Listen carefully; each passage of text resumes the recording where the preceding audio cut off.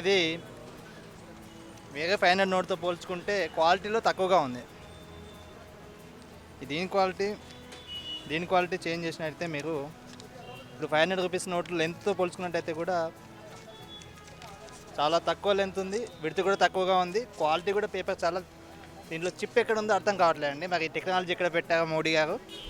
But ఉంటే చాలా మంచిది, లేకుంటే మటుకు దీన్ని క్రియేట్ చేయడం మటుకు చాలా ఈజీగా కనిపిస్తుంది. ఫేక్ నోట్ చిప్ ఉంటే మటుకు సేవ్ అవుతుంది తప్ప దీన్ని క్రియేట్ చేయడం చాలా ఈజీ. ఇంకా చిప్పు లేకుంటే మటుకు నీకు ఇక బ్లాక్ మనీ దీనికి ఇప్పుడు ఉన్న దానికంటే ఒక 100 రెట్లు ఎక్కువ అయిపోద్దేమో దీని నోట్తో పోల్చుకుంటే. ఇబ్బందులు అంటే మామూలుగా ఇక సడన్గా ఈ బ్యాంకింగ్ వచ్చి ఇవన్నీ చేసుకునేటప్పటికి ఇబ్బంది అనేది కొంచెం కలుగుతుంది, అసౌకర్యంగానే ఉంది. 1-2 రోజులు కొంచెం ఇట్లాగే ఇబ్బంది కనుక క్రియేట్ చేసుకుని కొంచెం తెలుసుకుని ప్రజలు కూడా కోఆపరేట్ చేస్తే ఇవన్నీ ప్రాబ్లమ్స్ కూడా సాల్వ్ అయిపోతాయి. సడన్గా చేయడం వల్ల కొంచెం ఇబ్బంది కలుగుతుంది.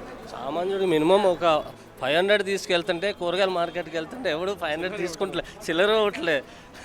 అదొక చాలా ఇబ్బందిగా ఉంది.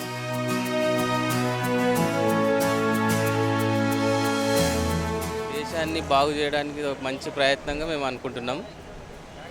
ఇది చాలా మంచి పరిణామం. ఎందుకంటే పేద ప్రజలకు అందాల్సిన సౌకర్యాలు అందుతాయి.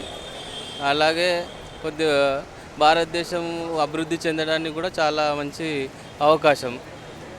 కొద్దిగా ఎంత పెద్ద నిర్ణయం తీసుకున్నప్పుడు కొద్దిగా ఇబ్బందులు ఎదుర్కోవడం సహజం ఎవరైనా సరే.